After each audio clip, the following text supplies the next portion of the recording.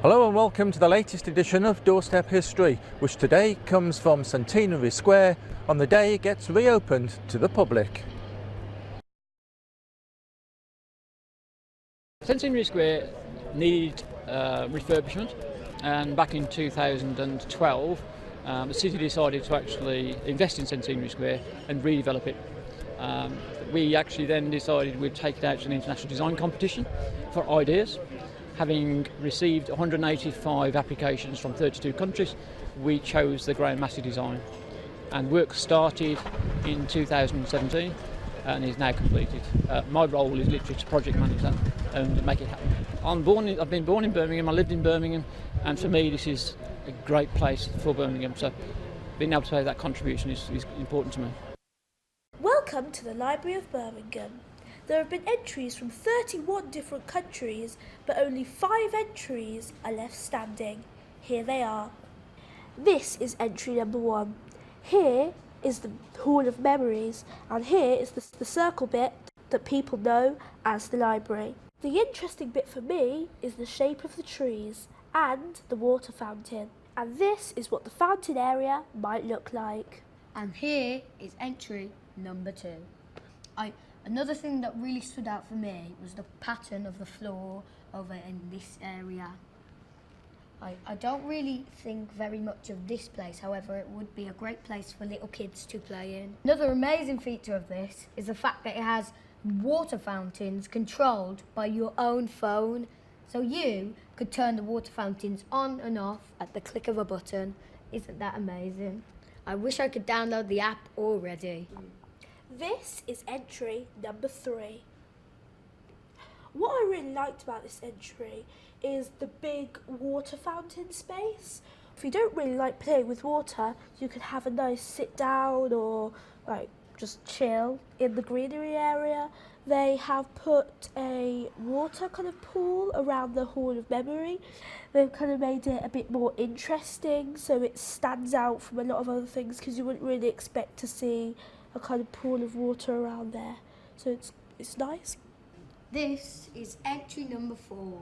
It has a reflecting pool which can be frozen over to make an ice ring. I really like the paving on the floor as it stands out from everything else that you would see in town.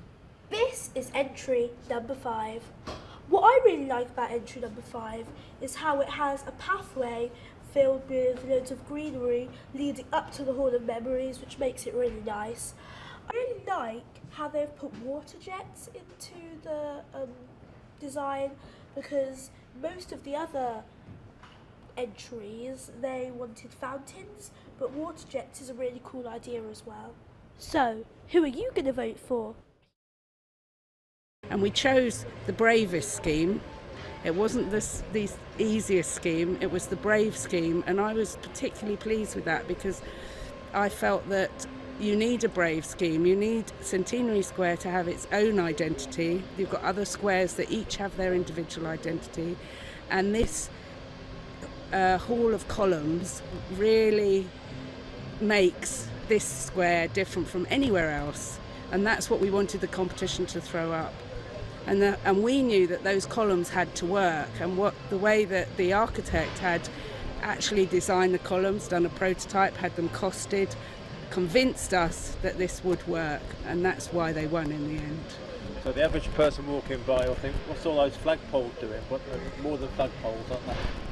They're much more than flagpoles. They're making an external space three-dimensional, so it's an external room. And whilst it's bright daylight now, I wish I was going to be here this evening, because I think at night time it transforms the space, but it still makes the space a special place with the lights shining down and the lights on the top. And thank you so much for coming down today. We're thrilled to be opening the newly revamped Centenary Square here in the heart of Birmingham, a square that's truly flanked by Birmingham's past, its present and its future. 5, 4, 3, 2, 1.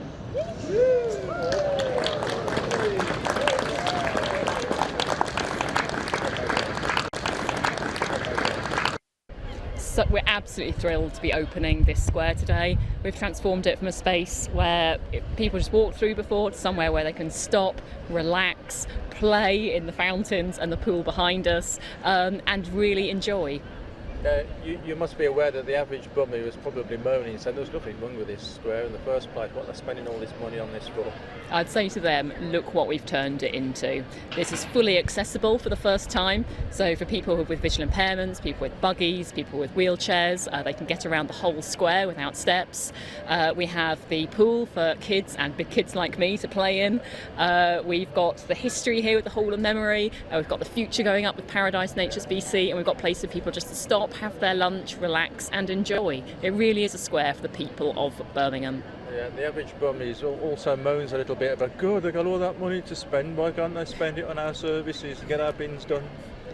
The vast majority of our money does go on helping some of the most vulnerable people in our city, but every so often it's good to spend a little bit on making the things that make life worth living, and having a square like this where people can relax and play and enjoy is really key to that. But for every £1 we've put in as a City Council, our partners have put in £3 to help make this happen, and we're really grateful to them. And it's a fantastic thing, isn't it? So anybody that's still got their doubts, all they need to do is to come down on a day like this and they're going to be convinced, aren't they?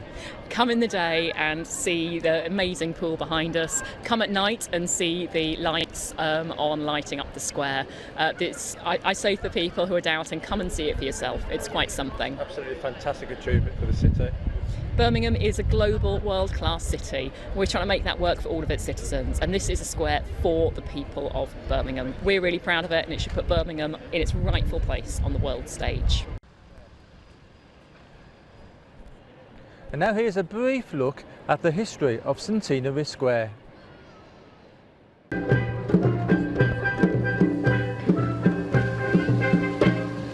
Centenary Square was named in 1989 to celebrate the centenary of Birmingham becoming a city, although it didn't actually open until 1991. For a long time it looked like this.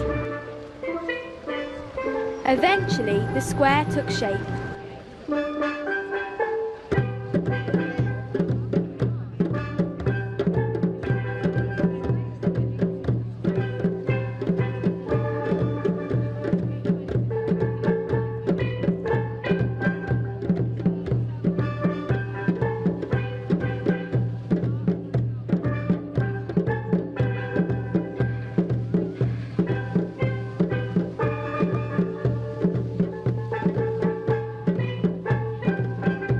So the fountains are switched on throughout the day, and they're up and down throughout the day until around 11 o'clock or so at night. Well, that's it from this edition of Doorstep History. Very much hope you've enjoyed the programme, and join us again soon, and certainly make sure you come down and have a look at this magnificent new square.